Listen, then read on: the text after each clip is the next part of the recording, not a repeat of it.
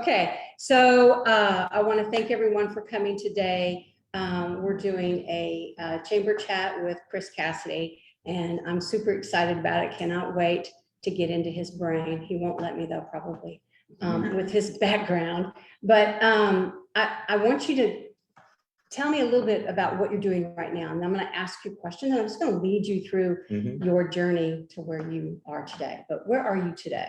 So just moving to the area, and we're building the National Medal of Honor Museum in Arlington. If you guys are familiar with the downtown area there, right, or where AT&T Boulevard and Nolan Ryan Way, there's a Little League ball field.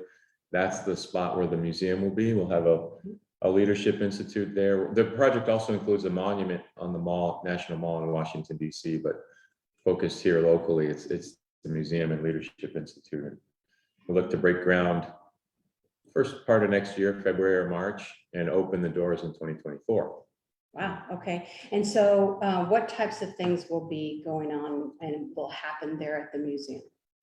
Well, certainly normal museum traffic. So you'll have people coming to see the museum. And the interesting thing about the museum, which I find kind of cool, each Medal of Honor recipient, by the way, there's been 3,500 Medal of Honor recipients since the award was put in inception in 1861.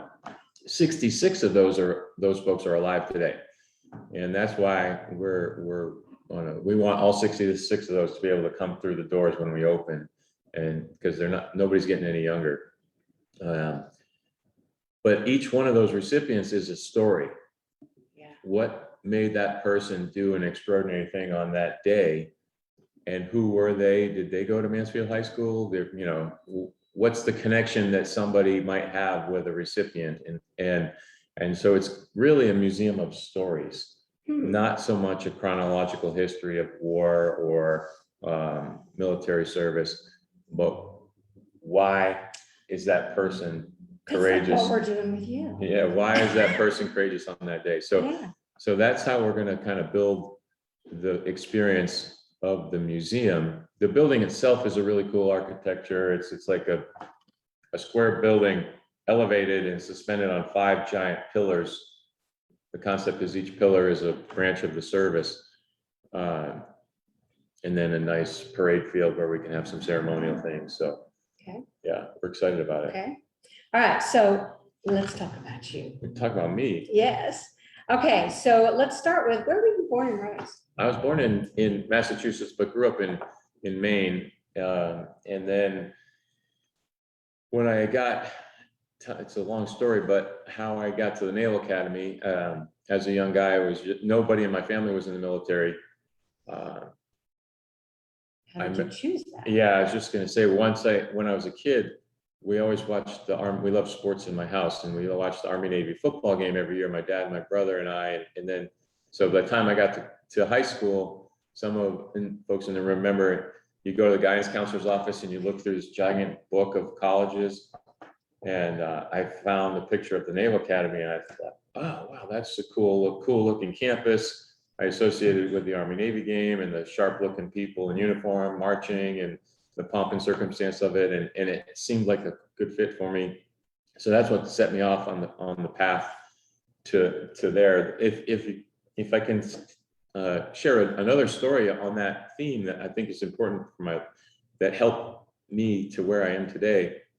When I applied, the service academies, you have to apply to the school itself and to your congressman.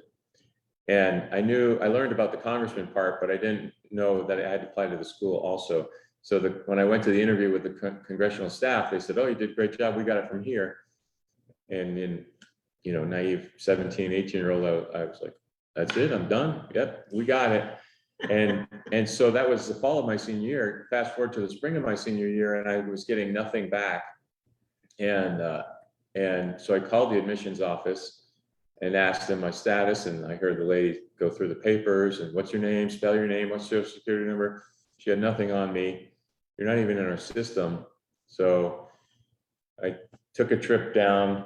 It's about an 8-hour drive. My friend was going there anyways, to Washington, D.C., and went to Annapolis and went into the admissions office and was talking asked the woman, is there anybody I could speak with? And she said, oh, you're from New England, down the hall on the right, Captain Milo, he's your guy. So I turned the corner and walk into this office, and if you're familiar with the Marine Corps stereotypes, this is the poster child, like perfect uniform, shiny shoes, square jaw. And I told him my story, and he nodded and he said, okay, I'll look into it. I thought, oh, that's about it for that. I'm not going to the Naval Academy. A week later, he called me in school and said, hey, I can get you into the Navy prep school, but you got to tell me right now if you're in. That changed my life, because if he hadn't had a little bit of faith in me, I was just some random kid that in his mind, like, why didn't everybody else got their application in? Why didn't this guy? But for whatever reason, he had something in him helped me out. Mhm. And if he hadn't admitted me there, I wouldn't have been in the SEAL teams for sure. I probably wouldn't have been competitive astronaut applicant. I know. Okay, slow down. And it streamlined my whole life. But the moral of the story is, and this is the lesson that I take to heart, is anybody can be Captain Milo for somebody else. And he didn't know it that day when he woke up and shaved and went to work that he was going to change the life of somebody, but he did. And it's something that is near and dear to my heart, that it can happen. Any one of us can do that on any given day to anybody. True. Yeah. Okay, so you're in the Navy. So the decision, how did the path of the SEALs? So when I was at the Naval Academy, I didn't know that the SEAL teams, this again, before the internet, before there was millions and millions of books about SEAL teams. So it was not something I even was aware of. And then when I was there, I met my first SEAL. There's a big fancy pin on the uniform. And I was impressed and learned more and continued to do all the prerequisites required to select SEALs as an option. Yeah. Okay. So tell us about that training and about that experience. Oh boy. So it is definitely hard. If you've ever seen shows or little snippets on SEAL training, I'm very glad I did it when I was 23. As a 50-year-old guy now, my body wouldn't be able to recover. But it's 6 months long, and you've probably seen this thing called Hell Week. That's week 5, so it's relatively early in the process, and most of the people who quit, it happens in that week.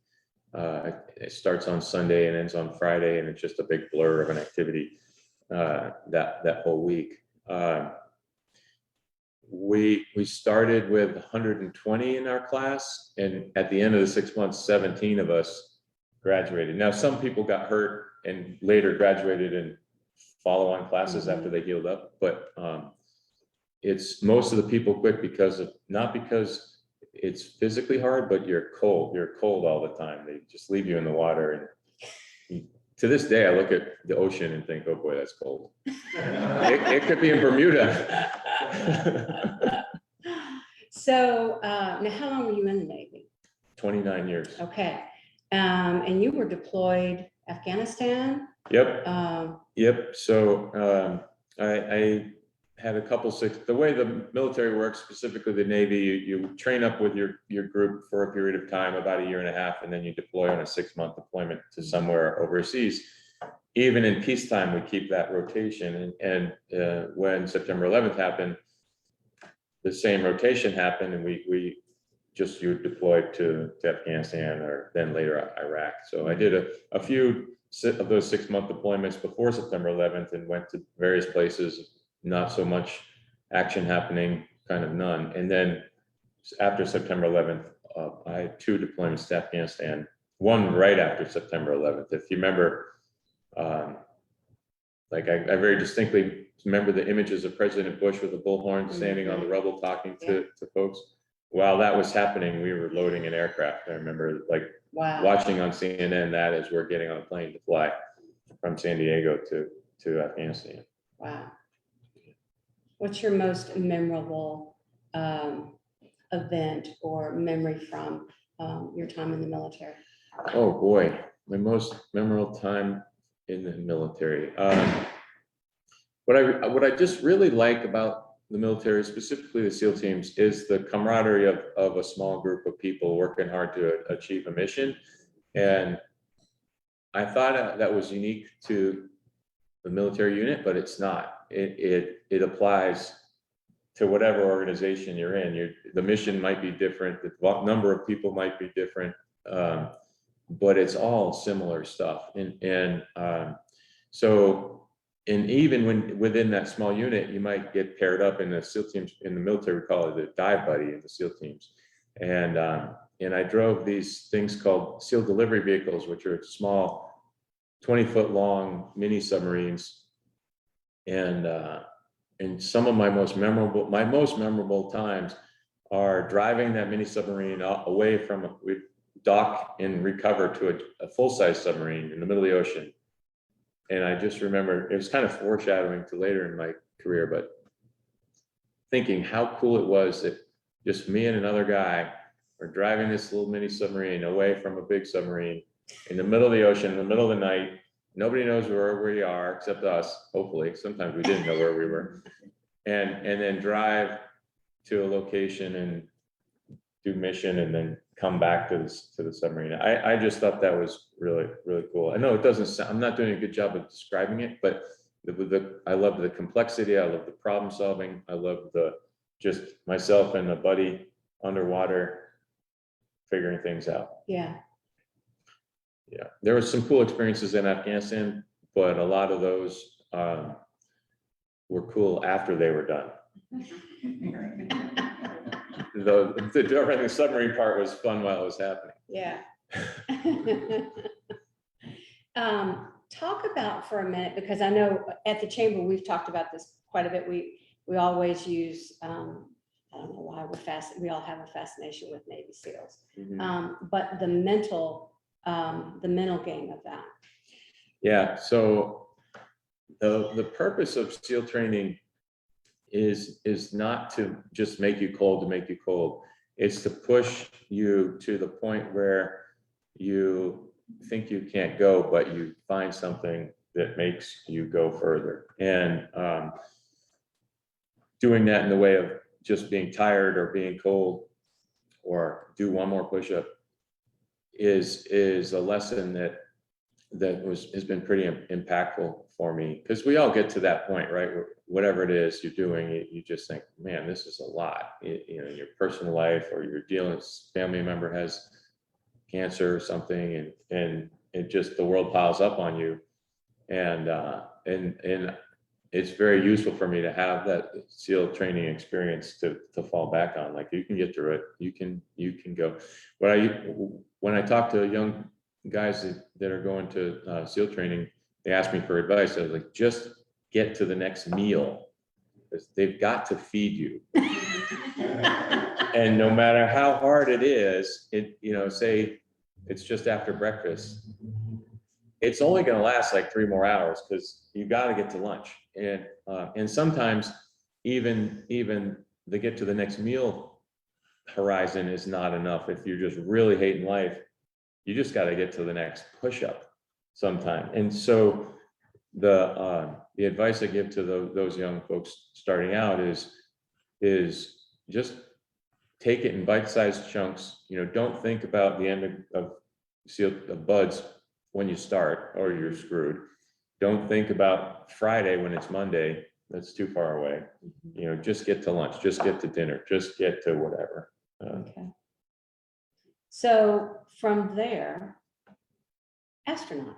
Yeah. Like, you're just such a little underachiever. Well, I met another, there's been 3 SEALs to have become astronauts. Bill Shepard was the first, I was the second, and we just hired another guy, Johnny Kim, he hasn't flown in space yet, but he will soon.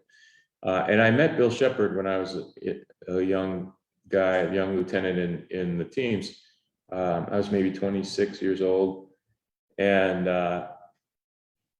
in meeting him, it's what dawned on me that anybody can apply to be an astronaut. At that point in my life, for whatever reason, I certainly knew about NASA, I knew about astronauts, but it was like stuff that other people do, or you had to be a pilot to do that, or I don't know, it's not they were not going to pick me. But then in talking to him, he told me that how often NASA selects astronauts, about every 2 to 4 years, depending what they look for, all different types of backgrounds, doesn't really matter. You don't have to be a pilot. And how do you do it? At the time when I applied, it was actual, paper thing. And then now it's, of course, all online. But so you just takes a little bit of time to fill that out, get some references, kind of like applying to college. And I thought, oh, there's no harm in trying. If I get selected, it'd be amazing. If I don't, I loved what I was doing in the Navy. So to me, it was like it was a no-brainer to apply. I applied one time, we in 2000, and then 4 years later in 2004, the next class is when I got selected. So I was in the SEAL teams from 93 to 2004, those 11 years. And then from 2004 to 2021, this like just a couple months ago, I was at NASA. All of those years I was being paid by the Navy. A lot of people don't realize it too. As an astronaut, you can be a civilian and you get paid as a government employee, or you can be in the military and it's your duty station and you just keep your paycheck comes from. So that was my case. I was accruing time towards retirement and all of that, but my paycheck actually came from my performance evaluations. All that came from the Navy, even though my duty station was the Johnson Space Center in Houston. So you've done some space walks, yes? Mm-hmm. So tell us. He acts like this is nothing, like it's all no big deal. So and we're all like, so in those let's see, 17 and a half, almost 18 years at NASA, 3 space flights. My first was on a space shuttle in 2009 on Endeavour.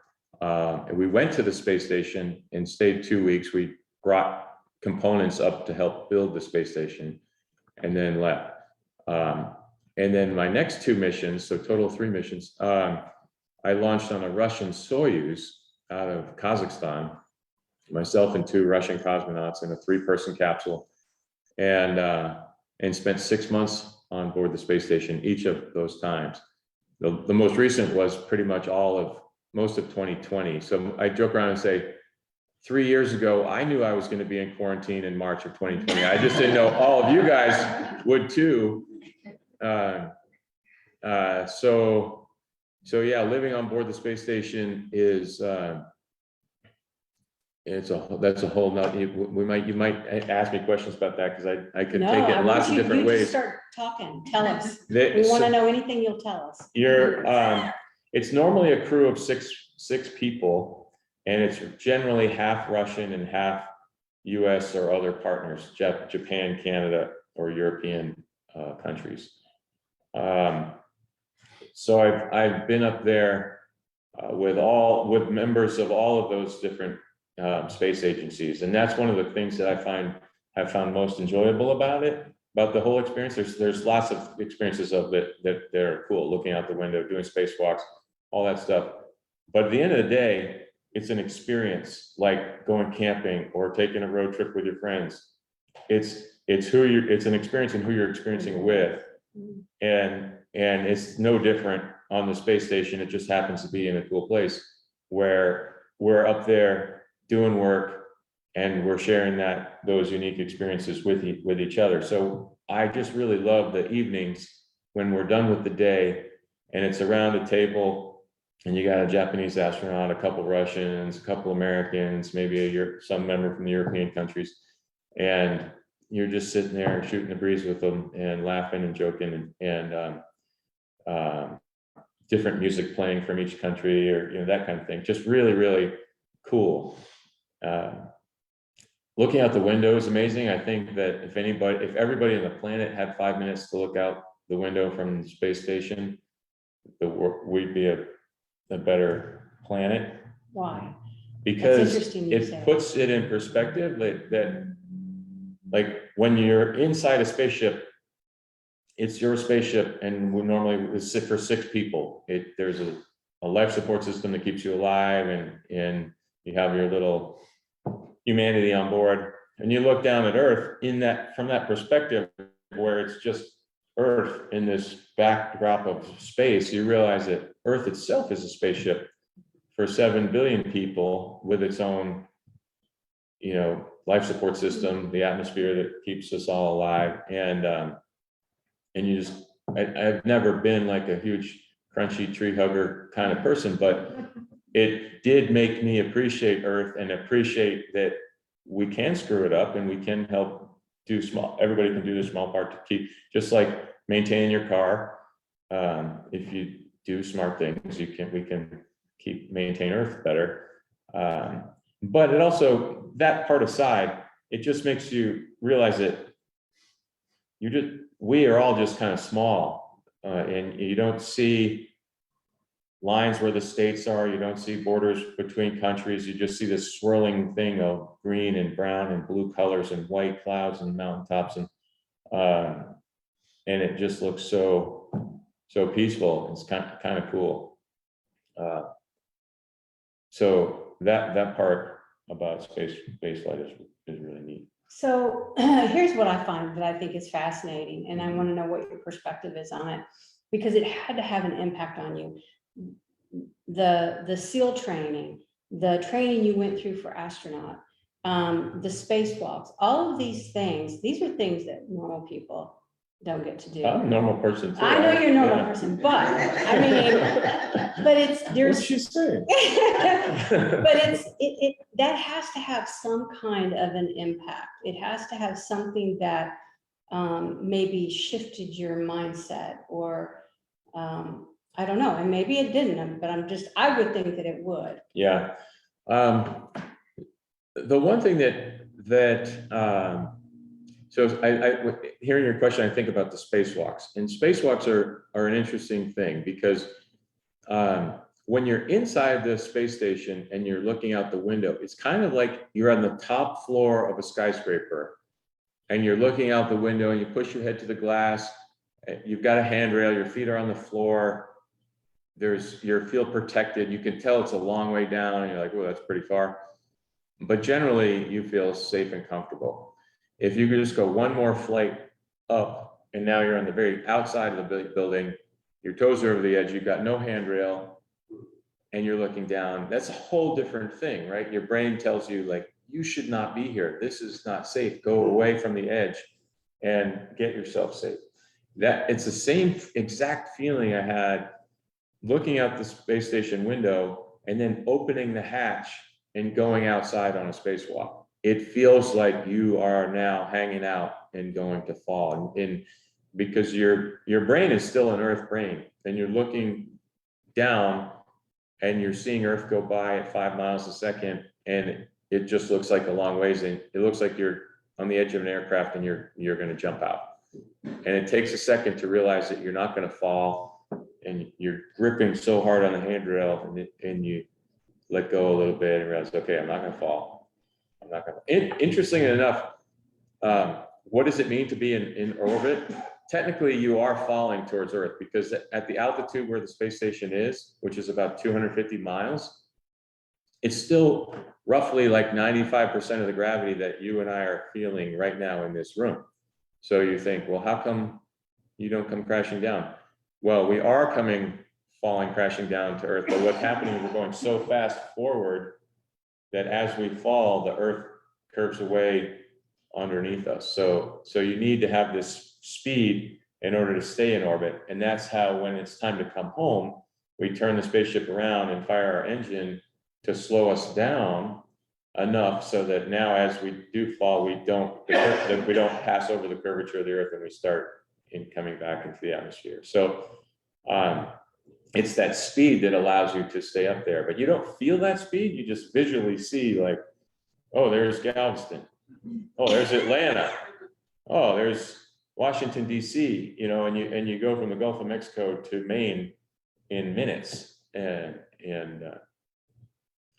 another story about that sensation, on my very first mission on the shuttle, if you remember, the space shuttle had these two big white solid rocket motors and an orange fuel tank, and then the shuttle bolted to it. And the reason that the shuttle Columbia had the accident is because pieces of foam from the fuel tank ripped off during the launch, and the foam at high speed had enough energy to poke through the heat shield system, and therefore when they came back 2 weeks later, the heat of reentry ripped the wing off because it penetrated through the protection system.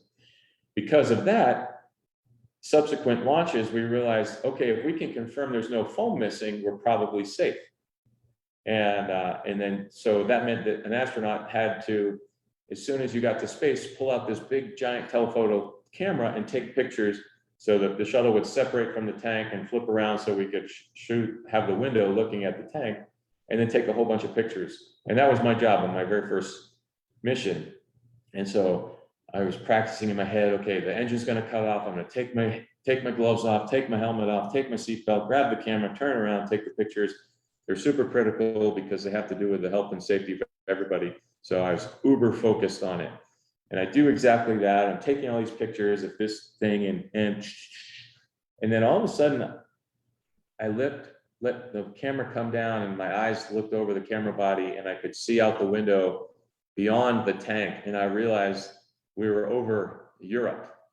And I looked at my watch, and it was like 19 or 20 minutes, no more than 21 minutes. I think it was 19 minutes into the flight. So 19 minutes ago, we were on the ground in Florida, and now I'm taking pictures over Europe. And that's when it dawned on me, like, whoa, we're really going fast. Like, I've flown from New York City to whatever, London before, and it wasn't 19 minutes. And so that kind of puts the speed in perspective a little bit, but you don't feel that. Just like if you're driving down the highway at 80 miles an hour, you can't tell until you hit the brake or hit the accelerator to speed, or it's that acceleration you feel. So we feel the force getting to that speed going up, and then when the engine's cut off, you're just kind of coasting. Okay. Yeah. I'm going to kind of wrap this up so that we can get off Facebook and then talk some more. But I want to know the transition then from that into where you are today. Mm-hmm. So how did you arrive at the War Museum? So my good friend, in fact, we were dive buddies in SEAL training. He had gotten out of the Navy and had a business career, and had subsequently got affiliated with the Medal of Honor Museum, and was on the board. At the time, there was an effort to have this museum built in Charleston, South Carolina, and a couple of years ago they did a national search, and actually it got down between Denver and here in Arlington. And because I'm obviously not talking to you in Denver, Arlington won, and so then they started to do the process to get the project here. My friend on the board knew I was retiring from the Navy and leaving NASA, and said, "Hey, we might have a position open to be the president and CEO of the museum. Would you be interested?"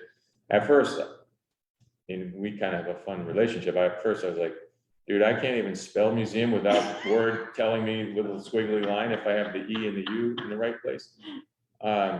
So I don't think I'm your guy. But then I didn't know what the project really was, and I learned more about it. I learned. Then he told me it was Medal of Honor Museum, and about where they are in the fundraising, what it all is, and I got more and more excited. And to me, it just felt like a way to serve the country beyond wearing the uniform. And that's what I like about it, and helping to tell the stories of these Medal of Honor recipients. So that's how I got here. Okay. Yeah. We're going to end with this on Facebook, then we're going to continue. But do you have a motto or a creed that you live by? I don't have it like a succinct little saying. I'm often asked, like, why did I do stuff, and what makes me tick, and if I think about it, it's all rooted back in SEAL training, is a fear of letting my teammates, crewmates, buddy, family, a fear of letting them down. And like, I never want to be the person that it doesn't happen because I didn't do my thing. I didn't do my part. And so that has helped me. It drives you through your Yeah. life. Yeah, just, I think Bill Belichick, the football coach, says that, like, just do your job, like, block your guy. Yeah. If everybody blocks their guy, we're gonna get, move the ball downfield, so, Excellent. Okay. yeah. We're going to say goodbye to Facebook.